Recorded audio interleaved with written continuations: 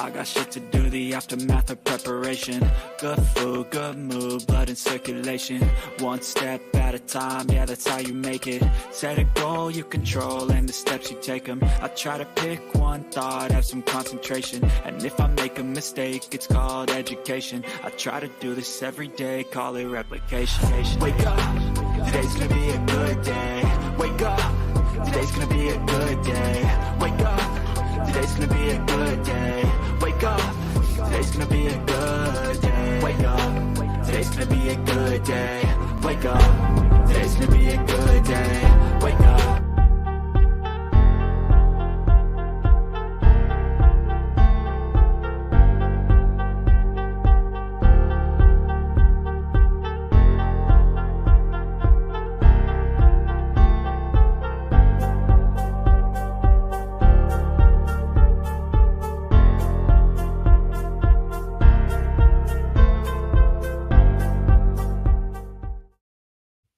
Ladies and gentlemen, welcome back to installment number 4 of the Haunted October podcast series. Before we get started, I actually have a small coffee sponsor now. Kind of proud of it. A colleague of mine is brewing his own coffee and gave me a free pound to try and to share with you folks. So I actually made a cute little banner. You can check them out here at store.friggencoffee.com. This is That's great. It's got Friggen Cawfee. It looks like every 80s video game ever. It's not bad. I made it on the weaker side just because I didn't know how it would taste. So I didn't want to be overdriven, you know. Flavor's really good and it needs about 5 more scoops. But this is Italian, whole bean, dark. I like dark coffee the best, so he hooked me up with some of that. But we have a celebrity in our midst today. That's right. Former manager of Spirit Halloween, Kent Whittington's on the show. I couldn't leave that one well enough alone. But before we get to his illustrious career of setting up infrared sensors, scary witches that scare little children, next weekend, the 21st of October, I will be at the Tennessee Haunts and Legends Expo in the Nashville Fairgrounds. I'll come over and check out the spooky speakers. A lot of the guests and speakers are going to have there been on this very podcast, so it's going to be fun. And let me just thank everybody for watching tonight. I am the Caffeinated Cryptid. This is the Caffeinated Cryptid podcast. I'm your host, Bobby Dizzle. My printout cut off for those of you at home. Had this all ready. It's all ready to go. New shows air live every couple of times a week. Maybe in the winter months, I'm going to go back to one show a week. Not a big deal. I'm going to start going to other shows and doing kind of a media tour. So while it won't be on my show, I'll have more than one show a week coming up. I do lean heavy into Bigfoot convo, but as we have tonight, paranormal investigators, researchers, and story hearers like myself, that's what we're going to talk about tonight. So please subscribe on YouTube and on iTunes, Spotify, all the apps, all the good stuff. And now that I can't read what I wrote, let's get back to, you get the idea, BobbyDizzle.com, all the ways to find me. Let me take this bad boy down.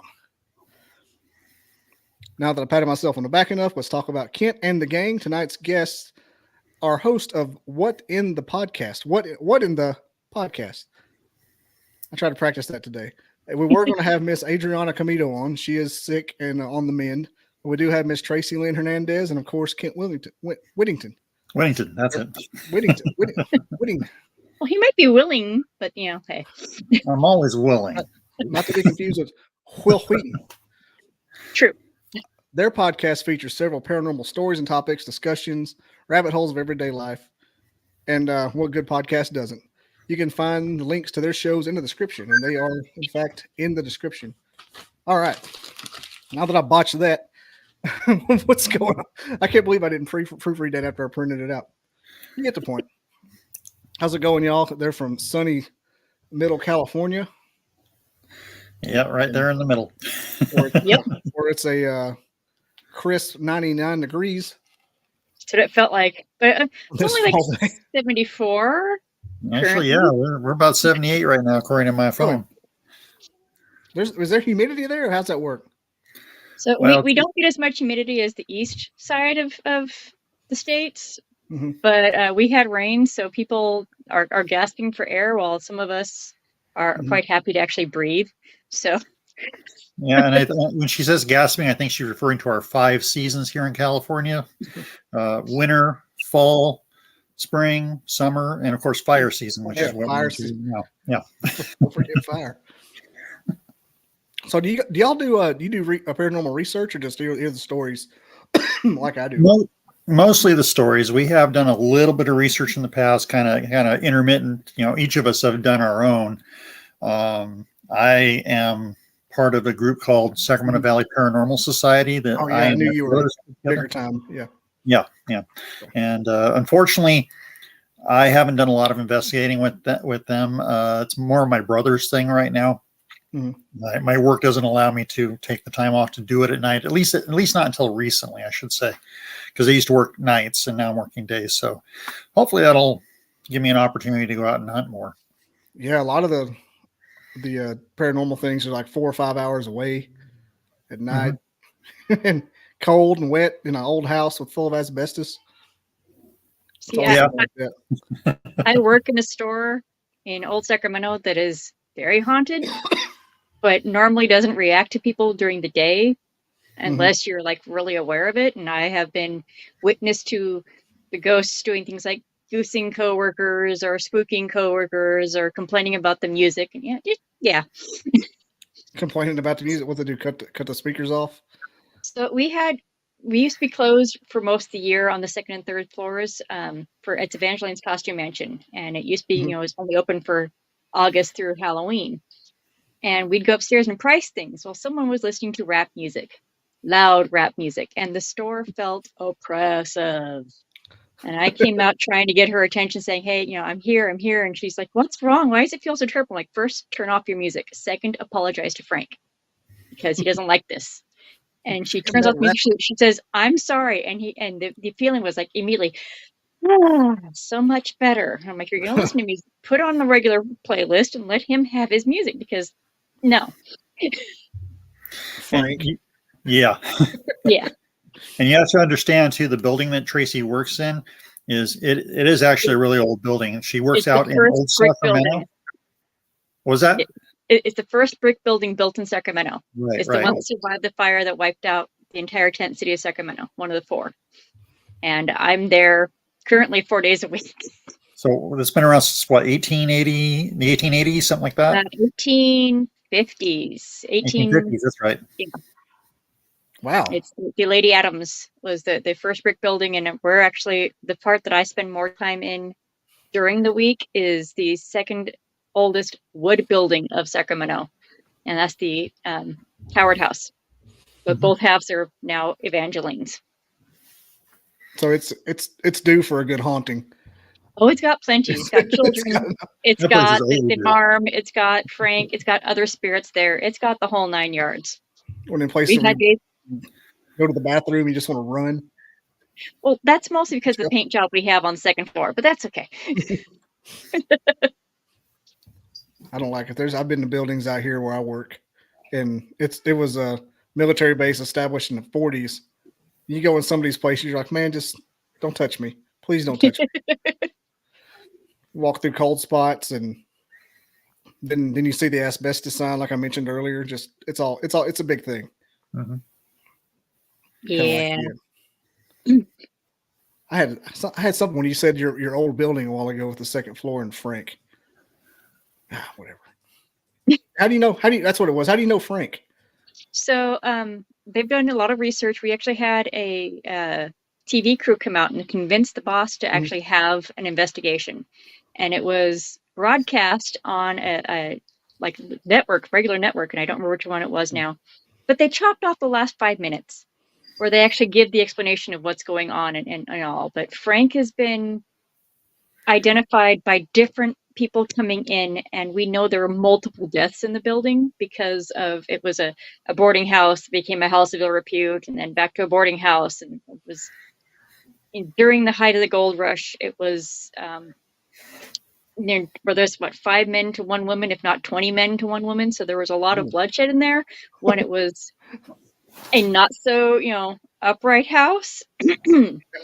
But he's been identified by different people as Frank, so he became Frank for the rest of us.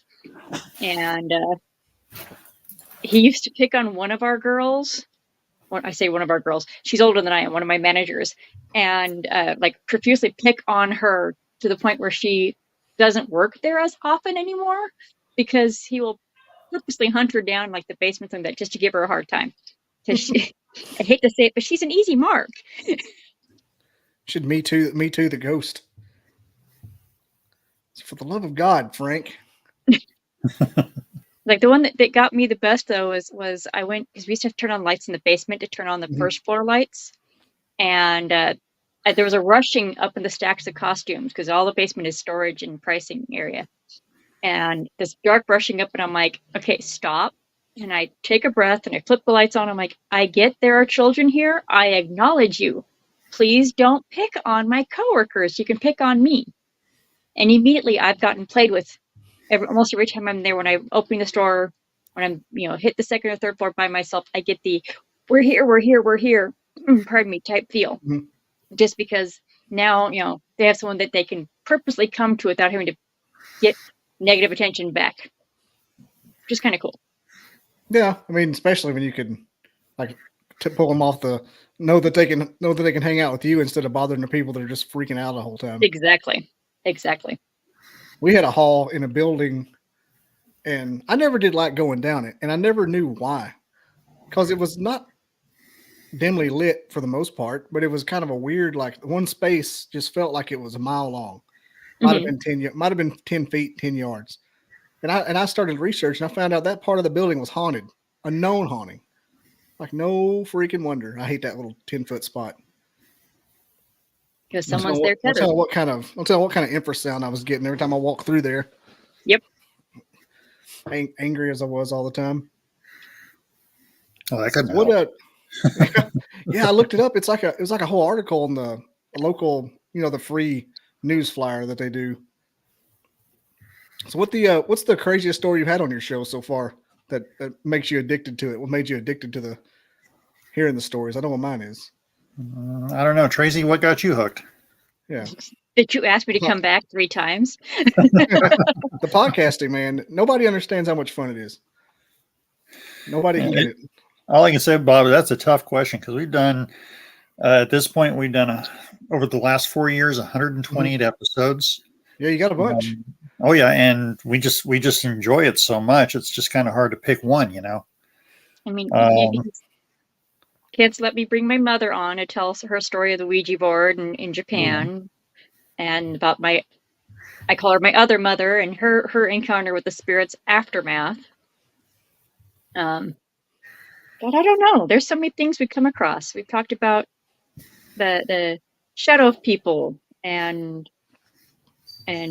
all sorts of things that just, I guess the shadow people are the one that got me the most though, because as a teenager or as a child and teenager, I call her my sister. We share the same brain cell, but not quite the same genetics. Share the same. We share pain constantly. Yeah. So, she and I would send our little black furry creatures to check on each other. And then we talk about, the shadow creatures, and it's like, oh, maybe I shouldn't use my little black creature to check on her because that's not the best thing to send, demonic, evil presence over to see someone. But, we've done that. Sure that makes you a villain on Harry Potter. Oh, yeah, probably. You're Dementor over here. I tell you, my favorite, I started just hearing Bigfoot stories at first before I started getting more paranormal. I remember when I started getting thinking maybe this stuff's real. That's what got me hooked. I wanted to hear more. I'm like, wait, what? That's actually something people do and have seen. Mm-hmm. I expected maybe a couple quacks and not to go to their side so quick. Well, I'm a believer now. Here I am. I like the subject matter, and now I'm going to go down to South Alabama and actually go on a research camp out. That sounds like fun. It's going to be in November. And so it's either going to be 100 or 0, and we don't know which one. Yeah. It's 3 weeks away, so anything could happen. Did you ever have any UFO abductees on? Actually, yeah. We had the most prominent one I can think of right now is John Yost. He is He used to work in the I want to say the legal sector, but that's not quite right. But he has been recently working in production and has put out a film called Alien Abduction Answers. And it's a great story. It's all about his abduction, his childhood abduction, and how he's learned to cope with it through the help of a support group of other abductees, as well as a licensed hypnotherapist who has a unique hypnotherapy method, actually, that allows them to experience everything, not just from their own perspective, but every angle. It's like if you've got a camera, you're looking at that shot, you're looking at that person, you get the dailies, you get the perspective, and then you get the view from the other perspectives. It's all just all encompassing, and they get all that through the hypnosis section. So I was making sure I hadn't asked him to be on before. That name sounds familiar. You may have. He ran the circuit last year a bit. Yeah. I think he was one of the ones I tried to get, but he was doing all the documentaries. We tried to get the guy that did the one from Brazil, the Moment of Contact that came out over the summer, I believe. I think I missed that one, actually. It was a good one. It was all in not Portuguese. Portuguese? What's the Brazil language? Portuguese, yeah. Yep. I'm saying somebody's yelling right now. But yeah, it was all in Portuguese, so you had to read the subtitles. But they were like witnesses telling the same thing across town. It happened. I want to say it happened in the 70s. And I'm writing that down right now. Yeah, Moment of Contact. He actually went on Rogan. And I think it's on Amazon. Okay. I'll check that out when I get the chance. I watched it from my pirate ship. Don't tell anybody. So I'm not 100% sure where it's at, but because when I want to watch something, I just watch it. Especially if it makes it hard to find or it's behind a paywall. But it's a good one. It'll make you think, because a guy was a first responder, had the alien in his front seat of his car. It goes deep. And just when you think it wasn't going to go any deeper, like somebody pulled a gun on him. Like I didn't see nothing. Wow. I have to hunt that down. Yeah, I can't. I'll have to look up his name, but if you look at Moment of Contact in Portuguese, it'll be like, yeah, that's it. It's got the alien coming down. I got a name drop for a UFO abductee. I'm sure you've heard it. Would be Terry Lovelace. We actually interviewed him on the podcast before too. Maybe I have. Terry Lovelace. Yeah, he had a book called Devil's Den. There's like so many little sects of these things. Oh yeah.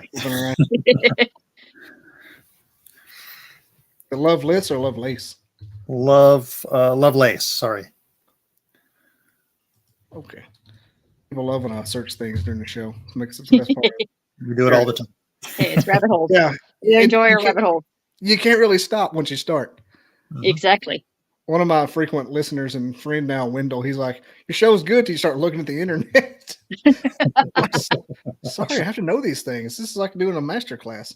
Well, somebody throws you a curve and you got to figure it out. Yeah. You got to look it up. Mm-hmm. And well, I've had Preston Dennett on and a couple other ones. His friend Dolly, she's like an abductee. I think Preston, they're right up there with each other, like the Lovelace guy. Mm-hmm. Preston's been on Ancient Aliens. Have you ever had it does not necessarily, I was working on this question slowly, a little baby step, so I don't make you apprehensive to answer the question. Have you ever had guests on ghosts, aliens, Bigfoot, regardless, it could be anything, that were just insane, and you're like, how are we going to get through this hour? You think maybe they're just experiencing a lot of trauma, and maybe this is not the right outlet for them to tell this story, and you feel almost guilty about them being on your show and asking questions?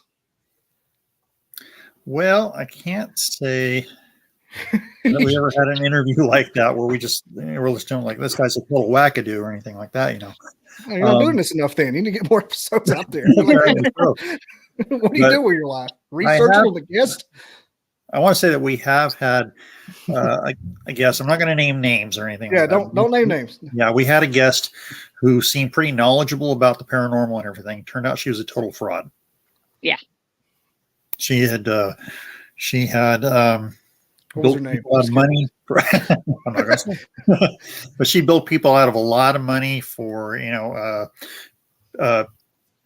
paranormal Looks like an trips amazing system. Yeah. to haunted locations and things like that. Supposedly they paid for the room and board and all that stuff while they're there for however long a time, only to find out when they get there, there's nothing, and she's taking all the money. So, yeah, that's a little. Yeah, that's on the other opposite end of bad there. Yeah, so I don't really put her on the show anymore. She's been on a couple times, and she seemed legit at first, but and I did some more checking afterwards, and she had her own podcast. Turned out her podcast host and her broke ways too.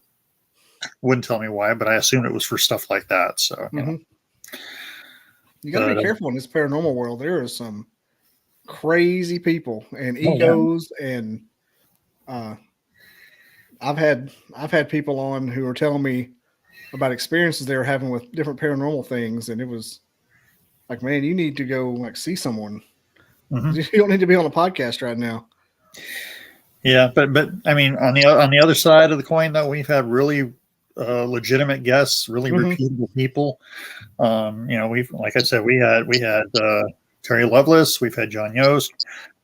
We had an interview with Morgan Knudsen from Haunted Hospitals, Discovery Channel. I talked to Robin Foy. I don't know if you ever saw the movie The Afterlife Experiments. It was about a group they were a group that did something called the Skull Experiments back in the 70s. Where they were a group of mediums that would sit at a table once a week and talk to the spirits, and they were getting amazing results. They had spirits contacting them. They had reports, things falling out of the air, out of thin air. They had table turning. They had photographs that they would take in the dark that would actually print and show images of random things, all sorts of stuff. And that was quite an interview. That he was in Spain at the time. I had to call him early in the morning. Yeah. This man's up in his 70s too, and he still remembered everything. It was a really great interview. Again, those are good I didn't mention his name was Robin Foy. I don't know. I'm just going through my list here. That's why I've really liked this October, because I've had all paranormal people on. I have I got 2 or 3 episodes, like I say, of guests who are going to be at that conference I'm going to be at. And so I got to get them out so I can actually say, hey, you're on my show. I got to impress the flesh. Maybe my big one will air the Thursday before the thing. I've got it kind of it's kind of like my ace in the hole. But yeah, it's just, I've lucked out, and my calendar worked out my subconscious schedule of paranormal people where I would need paranormal people. Normally I just, next in line is where you're going. So I got you, and last week I had Kara Phillip from Ghost Hunters the first day of October. I'm like, how did I manage that?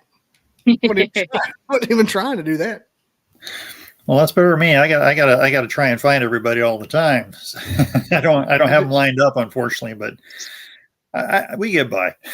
I do 2 or 3 months at a time, just because I'm scared to death. I'm just going to run. I'm scared I'm going to run out.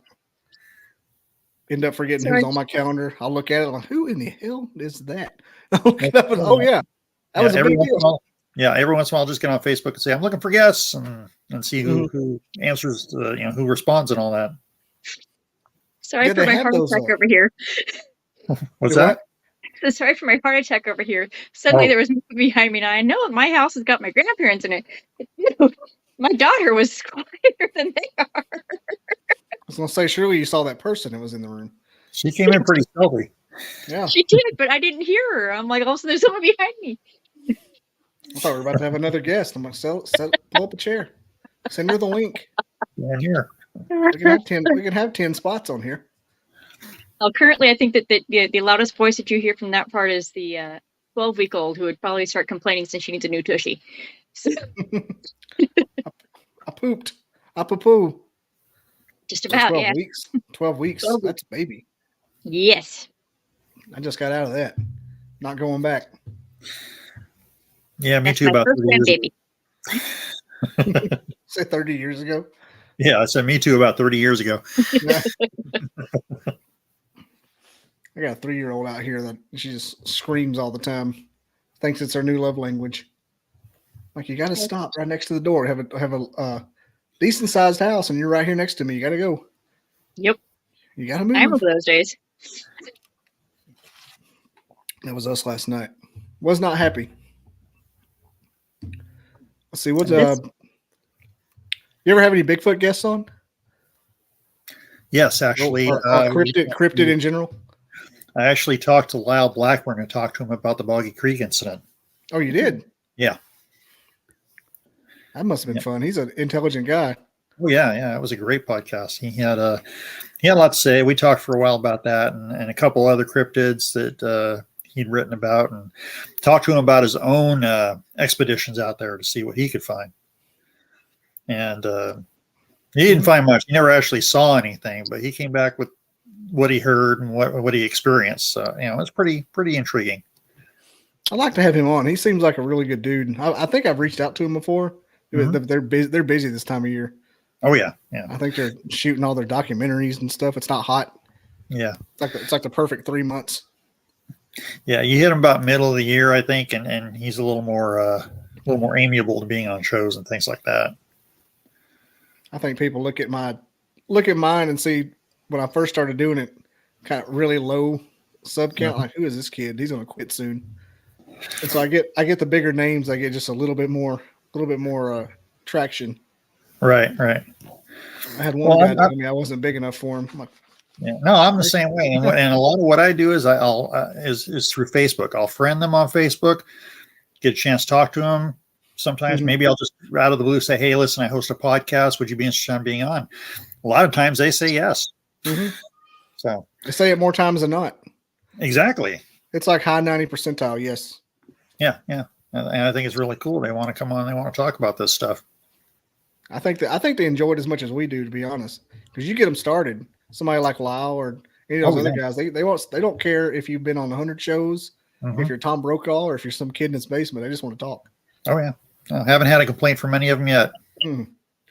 I've had some complaints about some of them, but just not from the bigger names. The bigger names usually have it going on, but right. Me liking. I say me liking. That's how my enjoyment of hearing real life Bigfoot stories lends itself to people with bad computer equipment. Yeah. And bad internet. And I've had to put up with a lot. But at the same time, I think it kind of makes it more authentic.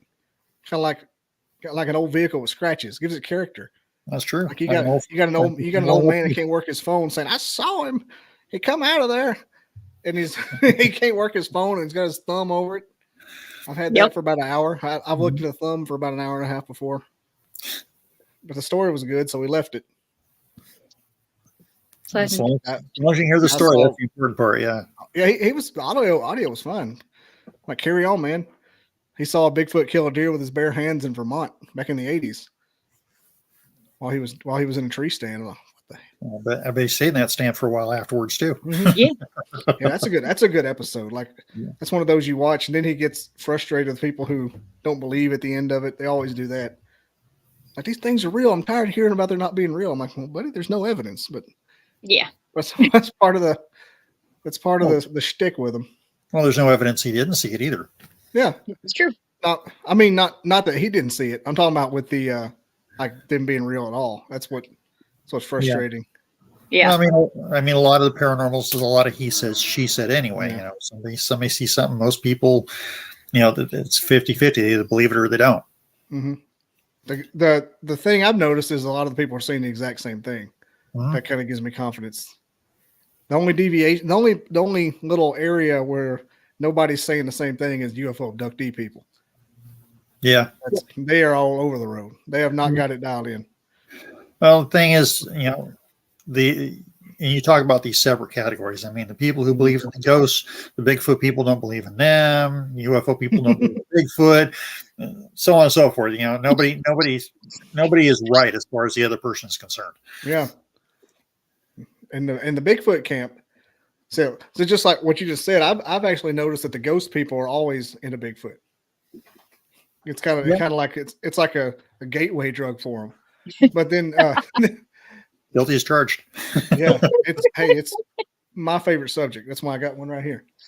But the Bigfoot camps, you got the flesh and blood, they're hidden monkey. Mm-hmm. You know, Mhm. they don't do anything but eat bananas and hide in caves. Yep. And then you got the And you got extraterrestrial thing. yeah. You got the other camp, and they disappear. They mess with your mind. They can mess up a camera. Mhm. Yada yada yada. And the difference in those two camps is the people who are on the woo side are the ones that have actually witnessed them do this stuff. Hmm. The Right. guys who are the guys who think they're Jane Goodall have never seen one and have no evidence. That's the difference. Mileage may vary on the no evidence part, but nobody's living with them at their farm in Idaho or Arkansas and thinking they're just a hidden monkey. No.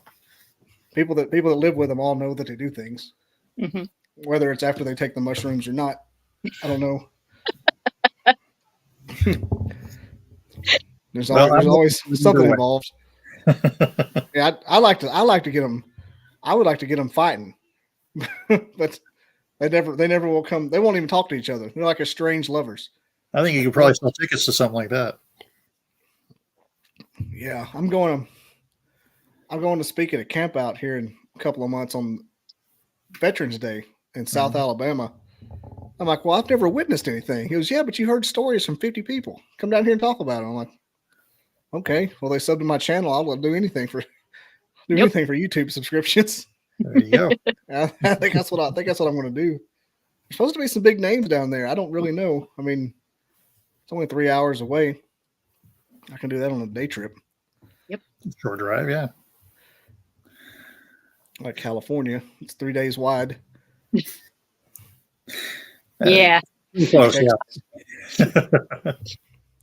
The free state of Johnson up top. You know what it's called? What's it called? They want to go for Jefferson. Jefferson's about where we would be. I'll put it that way. Yeah. You're going to join when they start it up. Yeah, if it becomes Jefferson, I don't think I got much choice in the matter. That'd be kind of funny. It's always have you seen, speaking of California, that YouTube video?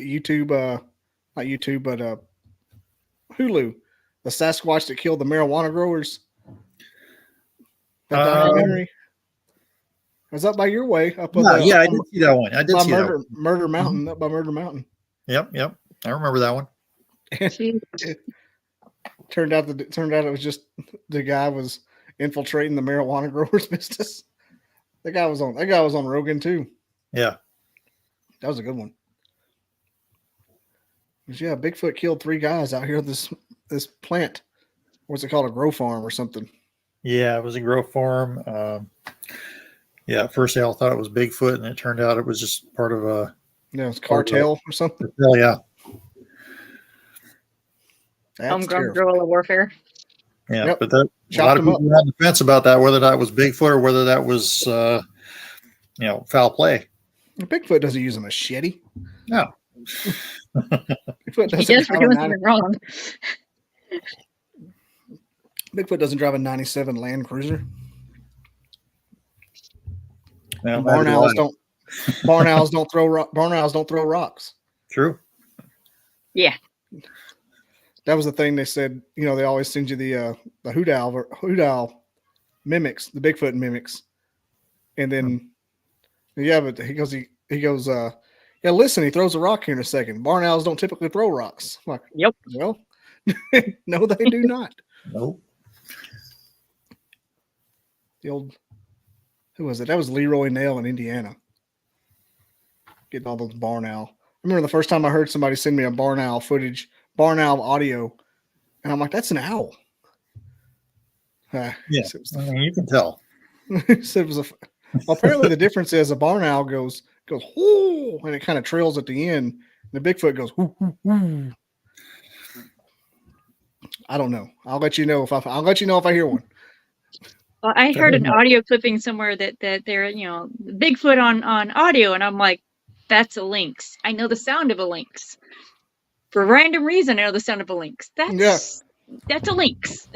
Yeah, it's interesting. It's interesting you say that because I grew up in the rural part of Alabama, which is most of it, but I grew up like especially in a rural part, and I grew up hunting and everything in the woods. I camped all the time. We had property, and I'm just wanting. I want to get out there in the woods and hear, and so I want to hear somebody tell me that's a Sasquatch making that noise, and it be a Sasquatch, because I want to know if it's not.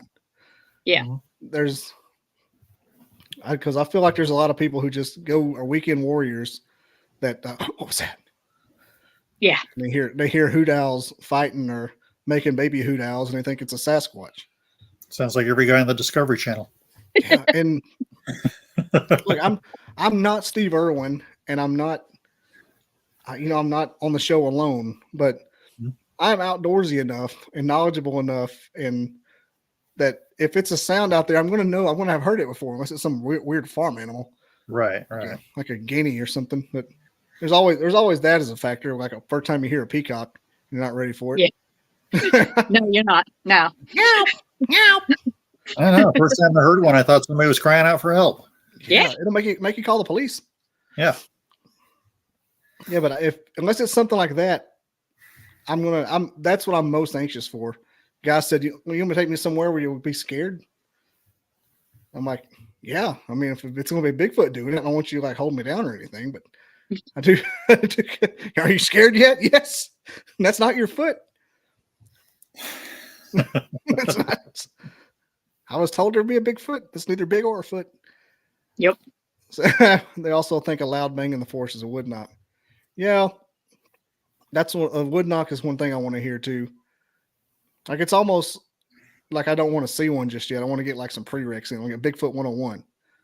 Right. I want to hear like a wood knock, and I want to hear the howl or whatever, and Sierra sounds maybe. Mm-hmm. Yep. Don't forget about the eyes in the dark too. Oh yeah, the eye shine. Yeah. Yep. I've seen the eye shine, whether it was in Maryland where my family's at. Mm-hmm. Over, it's after dark. It's Church Creek, so it's not terribly populated, but it's also not terribly populated or underpopulated. And we're looking out, and there's eyes in the little thicketed woods across the way. And my California brain, there's something there. And my aunt looks at me, she goes, "No, honey, that's a cow." Yeah. You can tell that from here. Okay. But I mean, was he shining a light on it? no, there was light reflecting off the eyes from the house across the street. Okay. Because yeah, the ancestral home, as I call it, had property, but it was, you go out 300 yards, there's a street, and then you go across the way, and there was a little thicketed area, the little quote forested area. And I saw eyes in there, and she goes, "No, honey, that's just a cow. It comes from that field over there. It wanders in." I'm like, okay, but Bitsy Californian who hadn't seen wild animals or animals up close unless it was at a barn. Yeah. Now I've gotten better. I've grown up since then. Yeah, I was apparently the thing with the eye shine is that just in the dark it'll glow. Mm-hmm. Without that's freaky. Right, that's freaky in of itself. Starlight gets you. I hang out on another podcast a lot, and one of those ladies apparently has like her whole back 40 is infiltrated with, it's like a Squatch pathway, so to speak. And she started dating a new guy, and he saw the eye shine and started. I was like, "Wait, what is that?" She's probably it's now than just Bigfoot. Eat your mushrooms. Her house. Eat your mushrooms and hush.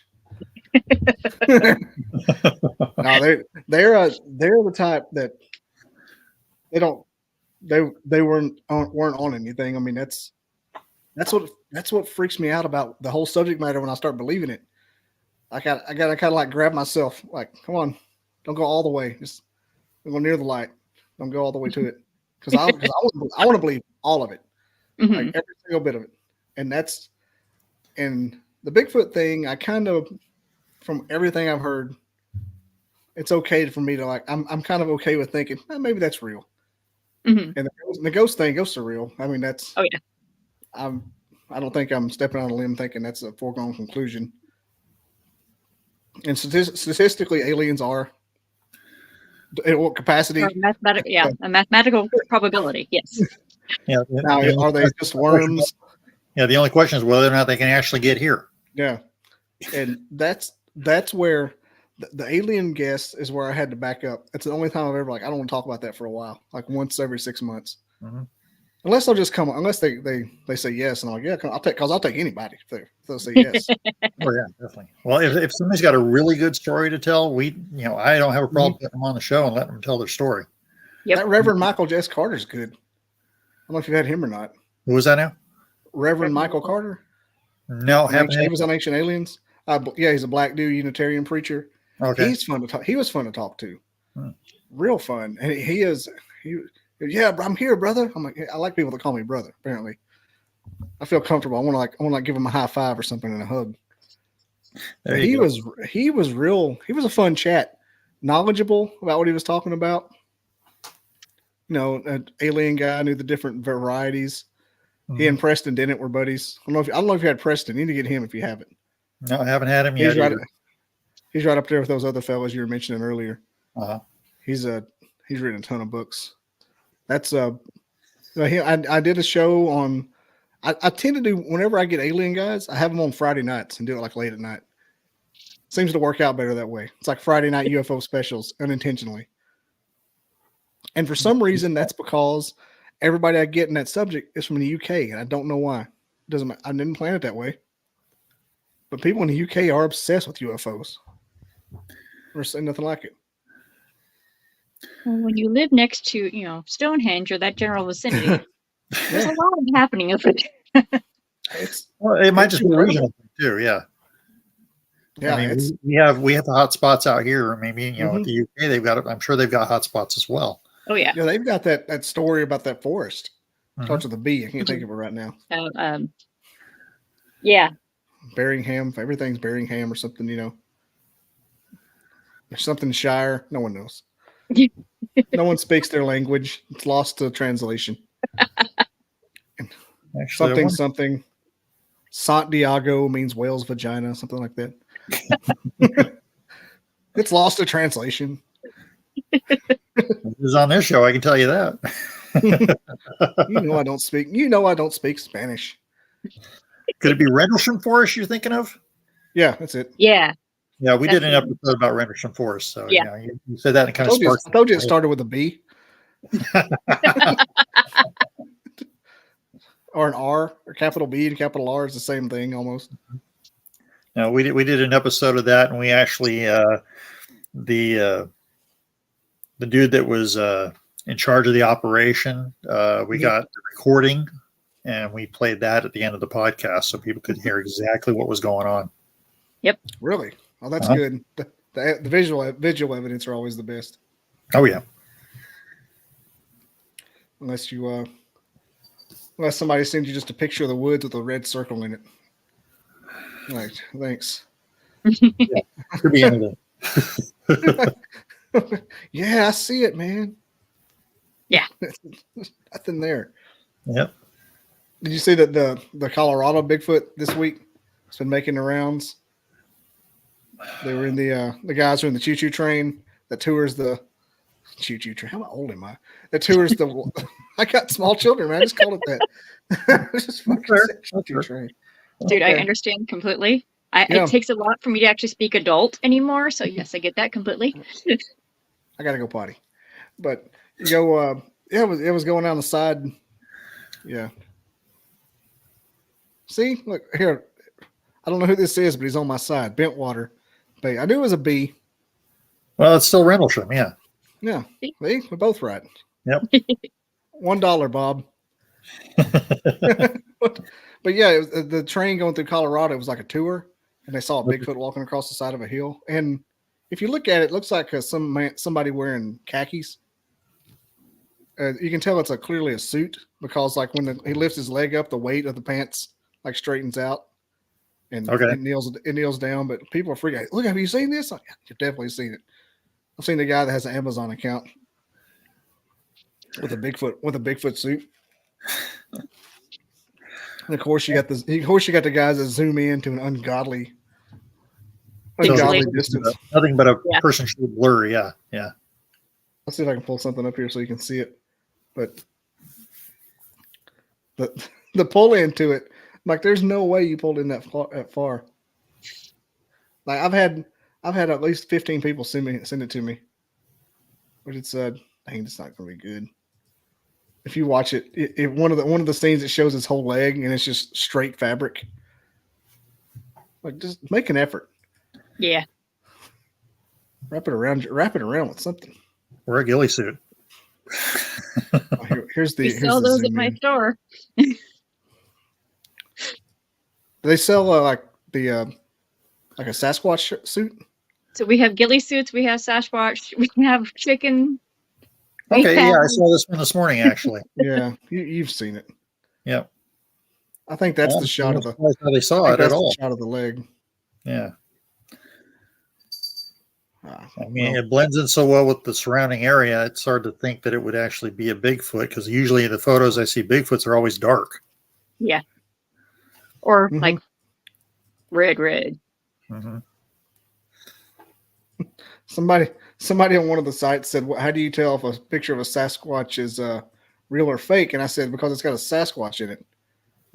Yeah. So how do you tell if a Sasquatch picture is fake? I said, "Is there a Sasquatch in it?" And it's fake. Telltale sign. I'd say that's a picture. And of course, you get popped by the admins. Be respectful. Sit over here and act like you got one to pose for your Polaroid, buddy. I mean, you're not being disrespectful to the person. You're being disrespectful to the picture of the Sasquatch. Mm-hmm. Yeah. Yeah. Did you take a picture of a Sasquatch? Yeah, you did. Do I think it's a Sasquatch? No, I don't. No. Reflection on your ability as a photographer. But it's a very nice red circle you drew. Mm-hmm. Yes. Very good at the circle drawing competition. I hate those red circles. I mean, every time somebody circles something like that, it makes it harder to see, in my opinion. Yeah. Yeah, let my eye catch it naturally, not searching the thing. Yeah. Right. And when they do that, and it's like, this is what I saw, this is what I want you to see too. You may not see what they saw. Yep. I tell you that the other thing like that is EVPs. Don't tell me what it is. Like, I know you've heard them before. Like, this one says he wants to kill me. It's just like, wow. That's not. But now that's all you hear is I want to kill you. Like, because it's what you said. Yeah. The testing they did where, if you read it one way and you read it another way, you can hear both words. Brainstorm, green label. Yeah. Green needle. Yeah, that's of course my neurodivergent brain goes, that's not even what I'm hearing on either of them. So, Green ladle. Green needle, not green ladle. Green needle and brainstorm. Yeah, that was the ones. And the stupid dress. Yes. The blue and the green dress. And that damn set of shoes. The peach and green shoe. Yeah. It can be pretty much anything you wanted it to be. Yep. But when someone comes on and you hear hi in your ear on our podcast, I think we're all in agreement on that one. It was just hi. Was it? Yep. Little sometimes they're evident. Mm-hmm. And even if that's not what they're saying, the fact that you can make out a word is incredible too. I mean, you don't have to put what they say. I mean, the person's dead and talking to you from the great beyond. Mm-hmm. The fact that it's a voice articulating the syllable is incredible. Like you wouldn't care if you saw an alien's arm. Yeah. Just you don't care what it is. Hey, so long as they're not laughing at me, and that's happened, I'm good.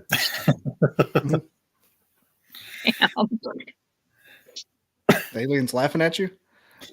Oh no! I was alone in the house one night, and I was playing with my recorder. EVP. EVP. I'm sorry, I thought we were still about EVPs, but no, I was in my house alone one night. I had my recorder on, and just for the hell of it, I play it back, and I hear laughter, and I'm the only one in the house. There's nobody else around. Woman's laughter on top of it too.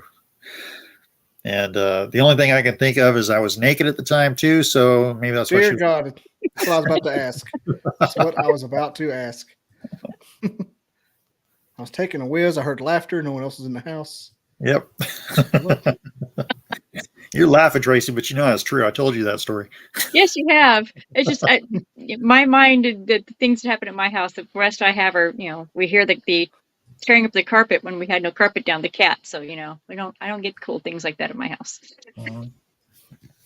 I wonder if there's people that live in such a haunted house that it's almost like living with other people, that they can interact with them lucidly without it being just random reactions. Like you're just like, can you bring me the salt? And like it floats across the room, kind of thing. I've often wondered that if there's at least like 3 in the world. Maybe. I mean, if it's probable because of how, statistically speaking, it's got to be probable. But yeah. I mean, that's of course I have this real storybooky vision of the entire paranormal industry or world.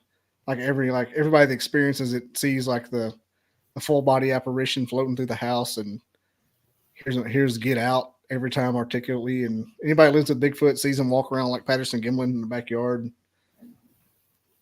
Alien. Yeah. When in reality it's glimpses and like what was that? Corner of your eye. The whole thing is just glimpses and stuff. I mean, that's one of the reasons why we call our podcast "What in the Podcast." Yeah, what in the Yeah, it's like you don't know what you saw. Yep. Yep. With the Scooby-Doo logo, by the way. Yeah, he did that. Got that. Wasn't that far? Wasn't that hard of a catch? Yeah, no, it was what I was going for when I designed it. You designed it. You didn't have Fiverr do it. That's good. Nope, did it myself. What in the? I'm looking to ramp up my intro game pretty soon with like almost like mocking like major travel channel shows with the way the intro is, making fun of it. I'll have to keep an eye out for that. Yeah, I've got a I found some of the free YouTube audio, and I found a song that sounds like CCR and some of those. There's another old Vietnam War era song. Sounds like that's kind of mixed together with like a little Asian twang to it, and I think I want to use that coming up because it almost sounds like a CCR song coming on, but it's a song that kind of like never stops, like stutters a little bit. It's pretty good. It would sound pretty cool because you don't need but like 30, 40 seconds of it. Yep. Go out in the woods behind my parents' house and shoot me fake investigating like Indiana Jones. Have me walk across the field like Patty, but like wearing like obviously shorts and flip flops. So as long as you get the voiceover too, tonight on the Caffeinated Cryptid. Yep. Get out. What was that? I changed this because I could only get Bigfoot guests on all the time. I sat here and talked about Bigfoot and drink coffee all the time. Mm-hmm. I'm like, well, I'm changing the name. That works. Glad on. Because we don't talk a whole lot about Bigfoot. I mean, we've done maybe 2 or 3 episodes about cryptids in general. Bigfoot being one of them. I can count them all on my hand. I think we talked about Bigfoot. You and I did an episode on that, Tracy. Mm-hmm. We did California cryptids. Yep. We had guests on who were experts on that, and we were able to talk about them and have some fun. And then, of course, like I said, it was which near episode? the beginning. Make me look through 128 podcast episodes just to find the right one. You don't have to. Was it Cryptid 559? Well, all I know is that it's the reason why I have a state-by-state, blow-by-blow cryptid per state or cryptids per state file on my computer. Oh, you got it. It was our 10th episode. It was just California cryptids with T.S. Martin and Mel Cobb. Oh, okay. Literally California cryptids then. Yeah. Yep. It's a mother-daughter team. They actually have some publications that they've done for cryptids. Mom writes it all and daughter does the artwork. And we had them on. We just went through a whole series of California cryptids just indigenous to California. And we had a lot of fun with that. They had the La Llorona or the Pukwudgie. I forget what came up on that one. Honestly, I don't think we did La Llorona. I think the Pukwudgie is my favorite non-Bigfoot cryptid. Mm-hmm. Just because they look like Sonic the Hedgehog after a meth bender. I don't know. We had one we talked about. I forget what it's called, but the creature is allegedly so ugly it can't even look at itself. Oh, Yeah. What was it? Okay, what was this called? that was the one from Pennsylvania, wasn't it? I don't know if they've got their version or not. I mean, we've got a version here in California. Oh yeah. So I know what you're talking it's about. so ugly. It's so ugly. If it looks at its own reflection, it cries. The squonk. I've heard of it before. Like it's so ugly cryptid. I think you're close on the name there. Yeah. A squonk. sounds It's a squonk. Yeah. Yeah, Yeah. squonk. Mm-hmm. So So what we need to do is put mirrors up everywhere. Trap it like the angels. Anywho. Yeah, that's how you trap a squonk. You just surround it with mirrors. Kent and Tracy. Oh, that's you. Oh Kent and yeah. Tracy. Have you guys heard of any Hat Man stories? So My wife yes, we saw talked one. to Heidi Hollis. That was it. Welcome to my- I was trying to find her name here. Yeah. Yeah, Heidi Hollis. She's been on Coast to Coast. She's a big authority on shadow people. Yes. The Hat Man. And so we talked at length with her on an episode about that. Yeah, I mean, and Heidi Hollis. Mhm. Heidi Hollis. And she's still active because I see her on my Facebook feed every once in a while. Yeah, she was a Coast to Coast regular when it was on air. Sorry, there's Still- banging behind me still now. there. It's a So ghost. let's see. Ristel says, Kent and Tracy, have you guys heard of any Hat Man stories? My wife saw one walk into my daughter's room one day, freaked me out. Yeah, Yeah, so- I can imagine so. Hat Man. What is it about the hat that makes it so much scarier? Well, I mean, there's shadow figures, and then there's the Hat Man that's like, Mhm. I want to say like the bigger, powerful is the impression I've gotten just from the way that Heidi described him. And she also said that it's not just that they're in shadow. I mean, shadow creatures, you see basically just this moving shadow. Yeah. The Hat Man is he's a little more physical. More solid, yeah. Sometimes you can see his facial features, sometimes you Mhm. can't. But he's always got these glowing red eyes too. And when someone encounters a Hat Man, all they feel off of him is menace. They don't know why, but Mhm. you know, Unlike, I that, don't know. It's, unlike the Slender Man. That's not even Yeah. real. Slender Man, if he is, he's probably at this point, he's probably a tulpa or something like that. Yeah, Tulpa. Yeah. I agree, Might have Ristel. made it- I'd say just out of the house too. Yes, Yeah, yes. Stage 2, yep. Not gonna lie, sage the crap out of the house. Yep. Yeah, and burn it to the ground. She didn't see glowing eyes, just a shadow. It was probably just a shadow creature then, not the Hat Man. Mm-hmm. But there are times that creepy and bad. I gotta say though, I've never heard any stories where a shadow creature was out and out dangerous. Hat Man, yes. Shadow creature, not so much. Yeah. Yeah, they're just kind of scary because they appear. I've seen animal shadows in my own house. Oh yes. And I'm not worried about them. Half the time it's just my ghost cat. And we've got one, we had a cat that passed away and it followed us here when we moved over here from Rancho Cordova to Orangevale. Still around as far as I know, but we don't see him as much anymore. Does he lay on I've your got bed? Make a multiple furry beasts here that Yes. come to the house. Yeah, we got. That seems to yeah, be a with thing all- with with all- cats. I'm sorry. That seems to be that seems to be a thing with cats is following you around. Yeah, They must be They really attach their attached. human. they'll I ignore you all wondered day that- long, but they'll attach. I wonder if anybody's ever looked into that with the Egyptians. Why they were so obsessed with them had something to do with that. I don't know. I mean, some of what I've heard is they just worship them like they worship gods. They found them to be sacred animals. I'm not entirely sure why though. The god of being ignored. Yeah. I'm going to fall down a rabbit hole. It's cool. I mean, I bet in Egyptian the cats loved it because there's plenty of sand to shit in, and so they're like everywhere. They could go anywhere. Egypt's just one big litter box. Yeah. Yep. What if that's what the pyramids were? Just a place for a cat to crap. Giant litter box. That's something to think about. I never actually thought about it until now. Yep. I There were just parts of noticed. that gigantic litter box was actually lush and green and growing, and Then the river migrated. Yeah. Then it was a litter box. Then the aliens from Prometheus came in and killed themselves. Yeah, that or the Stargate, the Goa'uld left and changed everything over. Stargate? Bury the Stargate, you know. We're dating ourselves. No, we can talk Stargate. I just watched that movie last week. James Spader. I love that movie. I love that movie. Oh, yes. I still own the 2-disc set because you have to go up and flip the disc over to get both parts of the movie. I really hate that disc set. I got the same one. I hate it just because I have to stop to flip the disc. I wish you could buy one without the part where Kurt Russell's in his house with a gun. Yes. I'm like, what a downer part of that movie.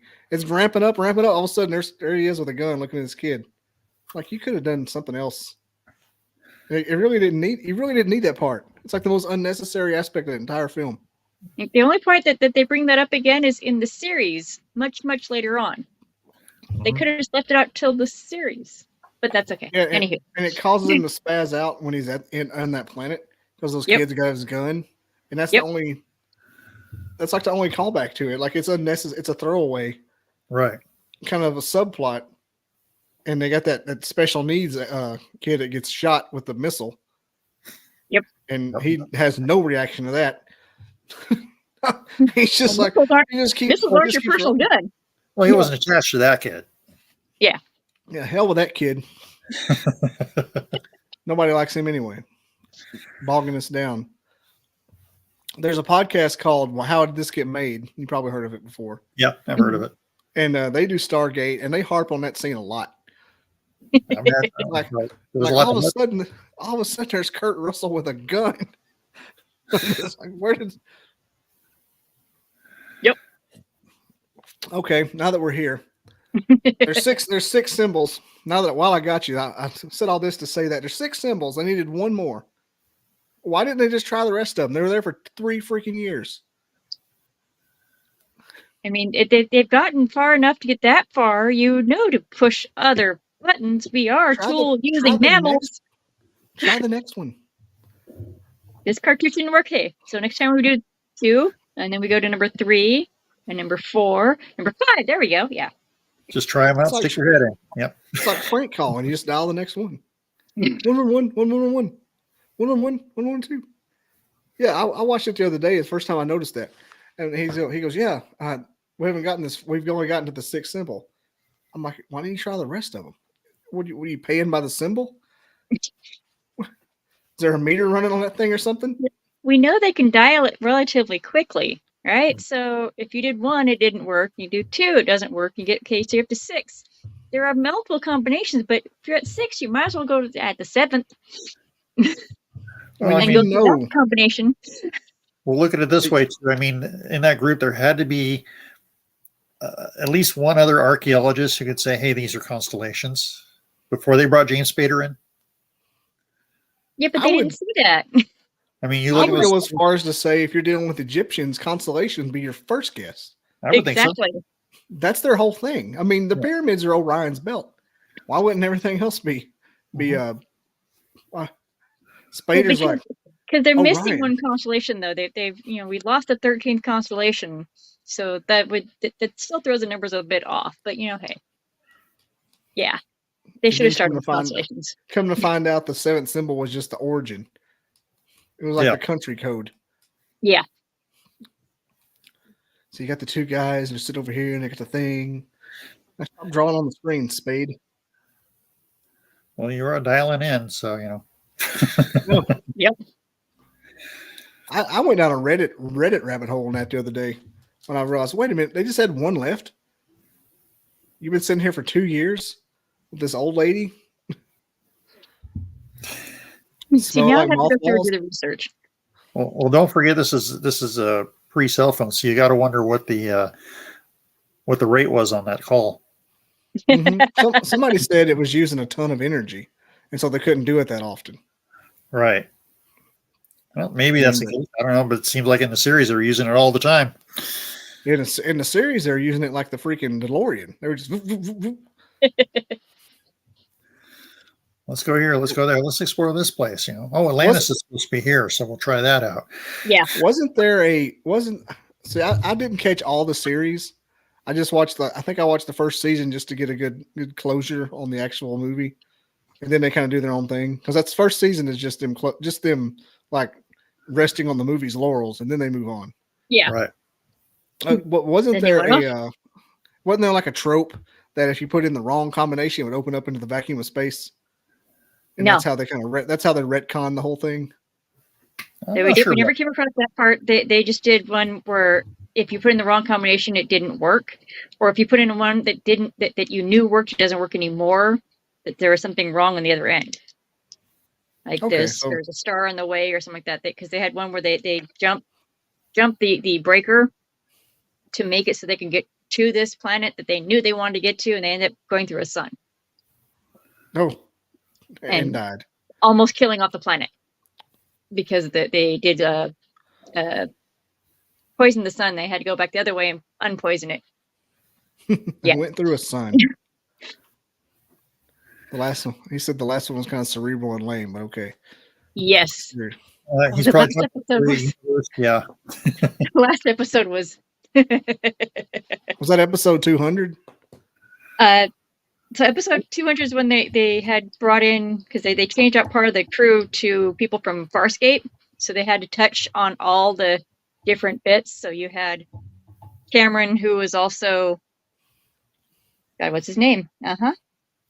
In Stargate, and do crossovers and mix up the costumes so you don't have proper copyright. Yeah, the Thunderbirds crossover, just a bunch of things. It was. I heard that was the episode where they made fun of the fact that they could have just dialed the 7th number and tried it out. Probably. I think so. Farscape. I've never heard of Farscape. Farscape was awesome. I agree, Ristel. Farscape was awesome. Of course, I like the eye candy on there. Give me Gigi any day. Do you know who Ristel is? No, I'm just reading it. Oh, I was going to say, is it one of your fans? They just started following me tonight. No, but if he wants to be a fan, I can tell him how to get to us. Yeah, Ristel, look at the their link to their podcast is on the description of this video. I don't know if I put the link to the YouTube or to the Facebook group or not, but the podcast is what counts. If he gets to the podcast, he'll find out how to get to us the rest of the way too. What was the crap? I'm thinking about. I'm on this rabbit hole now. I'm enjoying myself because I actually have somebody to talk to. And the people at work don't watch things. Like I got one friend at work that watches things, and he's usually on here, so it's kind of crazy. But they go to the what's the planet? Did they ever name the planet in the series? The first one. Abydos? Is that what it's called? For Stargate, Abydos is the first place to go to. The Bantha planet. It's got the knockoff banthas no one wants to talk about. The Clydesdale banthas to the elephant bantha, yes. Like that's clearly a bantha. Like no one wants to mention that. And they're mining the ore. Yep. I mean, that's how it works. You take the most popular franchise and you just kind of integrate it into your show slowly. Or straight rip it off.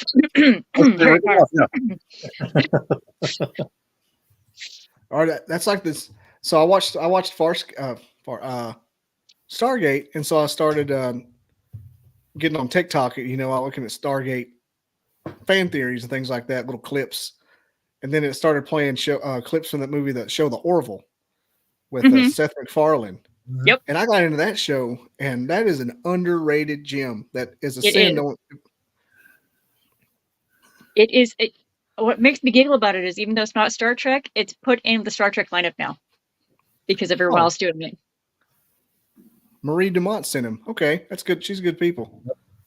She called me out. I feel like me and Marie are going to fight now. She called me out, Marie. What's going to happen? Going to meet you behind the soda fountain.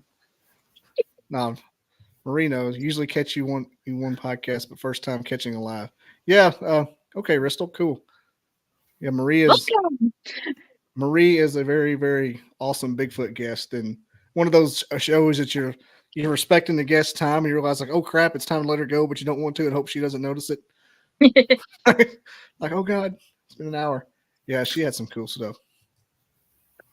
But yeah, the Orville is underrated, and if Seth MacFarlane wasn't such kind of a douchey guy, I would have watched it before. Well, I'm still hoping out for season 4, but you know, the way they ended it was great because they actually ended it on a high note, and it could very well be the end of the series, and I'd be okay with it at that point. Yeah. But still hoping for more. Hey, anybody's got as many pictures of up close of Cottonmouth as Marie does, I ain't messing with her. She's a snake whisperer. Yeah. I'm from North Alabama. I don't get close to Cottonmouth. She's got pictures of a chain link fence that runs through the woods that something has bent it over like a taco. And, yeah, that's not travelers. That's crazy. Yeah. I'll tell you the episode of the Orville that got me hooked was the one where they ran up on that ship that was like a planet, and it was hurling toward a star, and they got on. Nobody knew they were on a planet or on a ship. Right. And the locals started attacking them. I'm like, where has this show been? And I think it had that guy that's like a bootleg Gary Oldman in that episode. I can't think of what it was. Well, I know Liam Neeson was in that one. Yeah, he plays a cameo. Yeah, I was surprised. That's a star-studded show anyway. That's one of those that has everybody. Yes, it is. It's like watching can't think of it right now, but has like Justified has people in it. I don't even know. I don't remember what shows. Only Murders in the Building has random like A-list actors in it. Oh yeah. Yep. That's a good show. That is a good ass show. You know, when they transition to the current season, I looked at that and I said, "Hey, that's Paul Rudd." Yep. What's he doing on this show? Paul Rudd and Meryl Streep. Exactly. In the same show. Mm-hmm. Not to mention, they just randomly got Selena Gomez to do something like that. She's not exactly. Actually, what gets me about that is she turned out to be a really good actress. Mm-hmm. I didn't even know she did anything else. Yeah, I was actually reading an interview that they had done with Martin Short, and he said that he was expecting her to be this, pop princess and just somebody you wouldn't want to work with. And he says she was just a total joy to work with. Mm-hmm. And she was very professional and fun to be around. So, kudos to her. Yeah, and that whole cast works well together. Mm-hmm. I found a shirt from that show somewhere recently, and he's being robbed. It's happening. He's walking away. There's a small child or two small-ish children in the house. No, it's a fur ball. Oh, it's a fur ball? Okay. Doing what you shouldn't be doing. Yeah, it's always I'm surprised the golden retriever in my house. It's about an hour and a half. I guess I can start letting y'all go. Good God. What have we talked about for this long? A little bit of everything. I thought it was like 40 minutes. Oh my gosh. I'm sorry. I'm not. We're having fun. Dude. Yeah. I mean, I try to do about 90 minutes, no more than 90, just to keep my throat will mess up. We try to do more than that. Sorry. Apologies. I got a cat. Speaking of litter boxes, the whole time. My cat thinks myself is the one. Is that what the gremlin is on your show? What's that? What's the gremlin on your show? Oh, the gremlin is actually, you hear the gremlin growling and spitting and whatever at the end of the podcast episode. That's actually our little Pomeranian. My wife has a tendency, she likes to rile her up. It's all play, and but I actually record it one time just for the heck of it. I thought that would sound great at the end of the podcast. Mm-hmm. Yep. Yeah, so you hear that at the end. That's our gremlin. That's our Harley Quinn. Yep. Remember the old Garmin GPSs you used to have in your dash? Mm-hmm. Mm-hmm. They had you could download all the sounds for them, all the voices. I had one that was a Yeti voice, and it didn't do anything but go. And it didn't help you. It didn't help you drive at all. But I would play it the whole time. Like, God forbid I get in traffic or something and need to hear something. We had our GPS set up one night, and just randomly it switched voices. We had the female voices telling us which way to go, and suddenly I hear Cookie Monster say, "In 2 miles, turn left." My phone does that. I'm like, what the heck? My phone's saying, go 200 feet, make a right. And then you're in 400 feet, course correction. It's like, what the hell? Where did that come from? It does it on a regular basis. Yeah. You know, the Waze just did an update not too long ago. And it was, they were changing out the voices and everything. And so sometimes it would be a nice young English gentleman telling you to go down one street, and then like a lady named Carla telling you to go down another street. It flipped back and forth depending on the pronunciation. Mm-hmm. And it was like, what is happening? It finally worked itself out. It's like 400 feet, take a right. It's like, you've arrived. Who told you to change? I think they got it fixed though. I don't know. That was last summer. Well, so long as you don't miss your turn, you hear Roisha come on and say, "I told you turn right." Gabriel Iglesias had the black voice. Yeah, I saw that. That's kind of where I got that from. I would love to have it be Alan Rickman as Professor Snape saying, "You've missed your turn." Being very disappointed in you. Yes. Right turn. Recalculating. Of course. You missed the turn. Shocker. Starts doing this. For those listening in their car, I'm doing the thing Snape did under the bleachers when he was messing with the Quidditch match. The counter hex. The counter hex, yes. The counter curse. With the biggest twist in movie history. Professor Snape being the good guy. Yeah. Who saw that coming? Yep. Yeah. I still have my 2 bumper stickers from, was it the 4th book or the 5th book release? I have the I trust Snape and Snape's a bad man, but it's because I trust Snape. Snape's a bad man. Yeah. I'm a bad person. Who is this? Who is this person? I don't know. These white boys? Well, the thing is, I put this on my private group, and I can't tell who it is. It just says he's got something to say user. about. Well, I won't go there. Oh, it's Wendell. It's Wendell. Oh, Wendell's the one that said that. He said, "I heard anything from Ireland." I haven't really heard anything talking about the UFOs earlier. Yeah, I can't say I have heard anything about it either. I mean, Not recently. Yeah. Where the rabbit hole? Probably been like another. I'm not doing it. I don't got time to cross a country. I'm still trying to think of things I've missed from Stargate so I can run it by somebody while I have you on the line. I've been laid up for a month and a half. I'm like, I can get out of my own backyard. Yeah.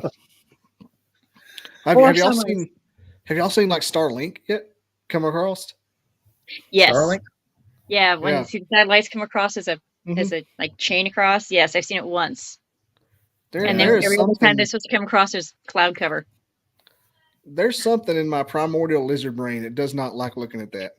Yes. And I live in Huntsville, Alabama, home of NASA. And we have a Starlink and a Bezos, a Blue Origin, and what the hell is Elon's thing? SpaceX. We have that all here. But when I see it, I'm like, I don't like that. I don't like there being that many stars. The stars that move across is broken in our lizard brain. It's like the uncanny valley. Yeah. The stars don't move that way. Something's wrong. Yes. I went to my fire pit and got a piece of ash, and started drawing pictures of it on my walls in the house for future generations to find. There you go. I drew a picture of my kids pointing at it with different stars and a cow for some reason. No one knows why. The cow was used in the worship of the star god. That's why they get picked up by the aliens, right? That's right. Ooh. They think I'm some kind of god. Jabberwocky. Oh. What is he talking about? Oh, I'm getting told to watch Farscape. Yeah, I've been looking for another show. Oh, yes. I'd recommend it. And Jim Henson's Muppet Cast, and all the things they do, it's worth it. Definitely worth it. It's a Jim Henson. Oh my gosh. Yeah. Yes. 2/3 of the crew on Stargate, on Farscape, I'm sorry, is all Muppets. So. Yeah, Pilot and oh god, his boss Spud. The hell's his name? Are any of them voiced by Miss Piggy like Yoda? No, afraid not. No. No one. It's almost like saying a racial slur when you bring up the fact that Miss Piggy was Yoda to Star Wars people. Like, that's the same person. You know that? Like, what? Don't say that. Kids are in the room. They put their hands over their ears. For the love of God, man! It's a Christian home. No, there's your space Jesus right there. See? That's right. Anywho. Curry. Dark side. It's the same voice. I'll tell you something else you can do. Not in the same vein, but if you want to like make people like stop having a good day, is to remind them that the Challenger astronauts died on impact and not in the explosion. That'll people are like, what? Yeah. Yeah. I like to bring that up randomly and people are acting really happy. Well, that's one way to bring it up. And I see how it worked in this conversation. Yep. We're gonna have this cameo appearance. Oh. I'm gonna tell you. He's a baby. He's a baby. I guess we can wrap up since Jack Skellington the baby showed up. Say hi, Natalia. There you go. Hey. No? Okay. Sorry. No? I'd like to say this is her video premiere, but I know that's a lie. Let's just all look at the baby for half an hour. Say something. Say something, Natalia. Something fun. Say something cool. Say ha ha ha ha. Don't throw up. No. Say ha ha ha. No? Okay. I thought she was about to cry. She had that face. She looked around like, who are these guys? I can't pinch my screen. I'll pinch my screen. It's not the first baby we've had on. So it's a baby-friendly podcast. At least I know it won't be explicit this time. Well, the good news is she's too young to understand it currently. So that's a slippery slope. It is. We start getting used to that. One day they're not, and they know it. They know it before you know it. Yep. And then your 4-year-old drops a can of beans on his foot and says 2 words back to back. And sorry, Mom, didn't mean to swear. You used them properly. I'm not going to complain. Well, the hard part is when they use words you don't know. Yeah. Where did you learn that? In Spanish. Hey, I learned from somewhere. I was using German that I shouldn't have known. And it wasn't until one of my cohorts at the PBS station looked at me and she goes, "You're swearing." And I'm like, "I'm not." She goes, "You are." I said, "No, it's a word. It made a word." She goes, No. You're saying, no, stop. I'm like, okay. Scheisse. Take a peg of me back. Well, I don't know if you were present at the time, Tracy, back when we were still doing LARP and all that. Adrian and I were asleep in the bedroom one night, and we had some people over, and they were complaining about us because we were both talking in our sleep. The problem was I was talking in German and Adrian was talking in French, and we were talking back and forth with each other. And neither one of us know French or German. No, the closest I've gotten is Christmas Eve. It was our second anniversary. Our baby boy was 2 days old, and my mother-in-law, my grandmother-in-law, and I are in the kitchen, and my mother-in-law is speaking Spanish, my grandmother is speaking Castilian Spanish, and I'm speaking French, and we're all speaking food. Mm-hmm.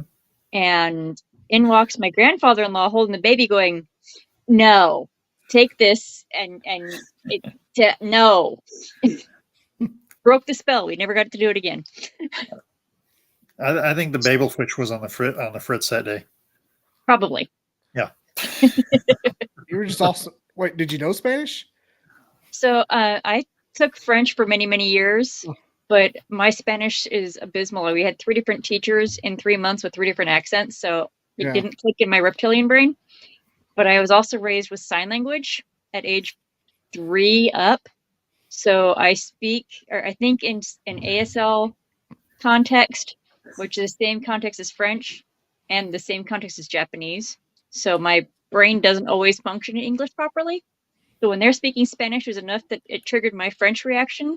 And while we were doing was speaking food, we were making chicken and veggies and grabbing spices. And it was, we were just going completely crazy in the kitchen. And never got that back though.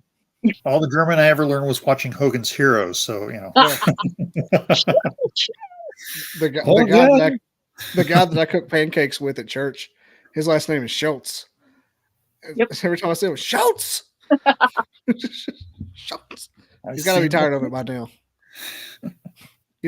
Speaking of the kids cussing, we were coming home from dance class one time. My daughter she couldn't have been 4 or 5. I think she was in kindergarten. And we turned the corner, and this tour bus turned it and cut the corner sharp. It was a 4-lane. Came over into my lane. I slammed on my brakes. And my daughter said, "You forgot to call him an ass bucket." I'm like, what?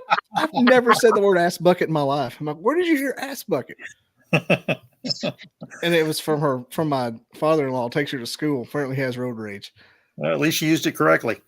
I nearly freaking wrecked. I'm like, what did you say? Sitting back there in a little tutu and leotard. You forgot to call him an ass bucket. Yeah, girls I nannied propped up with what was it, Sunny Beaches? And then you hear the 3-year-old say, "Son of a bitch." And I'm like, I didn't say that one. And I look at her mother. I'm like, I didn't say that one. She's, nope, that's on me. That's her dad. That's an old rodeo clown joke. Whenever somebody gets thrown off a bull, they're like, he must be from Florida. He just got talking about them sunny beaches. Yeah, for me, it was always Sonoma Beach. Sonoma Beaches. Sonoma Beach. Well, all right, folks. This has been close to an hour and a half, so I won't keep you much longer. That's been one heck of an. I thought it was literally 40 minutes long. I look at this hour and 12. I'm like, holy Jesus. Well, I'm glad we could entertain you, Bob. You people must be entertaining. I keep putting quarters into it, trying to make it go longer. Come on. Do podcast. So where can the fine folks find you there, even though it's already in the description? Might have some other things coming up. They can pretty much find us on almost any format. Most of the work I do is through Anchor, which is, of course, now Spotify for podcasters. But you can find us on Apple. You can find us on Stitcher before it changes to whatever it is now at this point. iHeartRadio, Audible, Amazon. Just we're everywhere. I did a lot of work just to get us hooked up all over the place. You think Anchor's ever going to go away? I keep waiting on something to happen. It's too good to be true. I don't think it's going to go away, but it's definitely changing. Yeah. It's now Spotify. Yes. Like I said, even though the Anchor link still works. Yeah. I mean, so long as it still works, Anchor was through Spotify anyway. So yeah, I mean, it really changes the name and some of the formatting, but otherwise it's the same thing. I just don't want something to happen and it'd be $12.99 a month. Yeah. No. When it comes down to that, I'll be looking for a different format. Yep. If I have to change, I'm gonna go with what a podcast called the Bigfoot Odyssey. Mm-hmm. I think that's what it's called. I'm getting that wrong. Jeremy's the post, but he goes through Spreaker, I think, and it seems pretty legit. Right. So I think if I ever have to go, because I'm hoping to make money with this one day. I got kind of a little plan to boost my following coming up. I'm going to put like a full blown campaign company front after the first of the year. So maybe it won't be a problem, but right now I don't want to spend that. I'm already got the StreamYard for $20 a month. Right. And God forbid you want some stock footage. Yeah.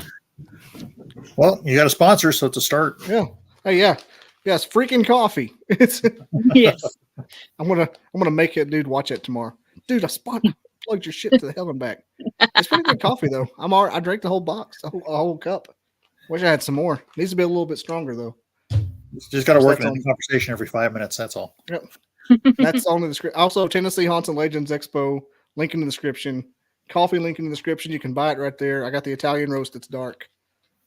Can't be bad. Thanks, Kent Whittington, not Kent Willington, and Tracy Lynn, and get well soon. Here we go. Get well soon, Adrianna Comito. Hope you can taste and smell. Yep, they say thank you. Much respect for the Kiss t-shirt. Who's got a Kiss? Oh, you got a Kiss t-shirt. Who's got a Kiss t-shirt? I guess I just see it. On. I think before I thought it was a camouflage. I didn't realize it had something on it. All right, folks, let's crank the music back up and get out of here. Thanks for being on once again. And follow their podcast. I know I do now. Roll out. See ya.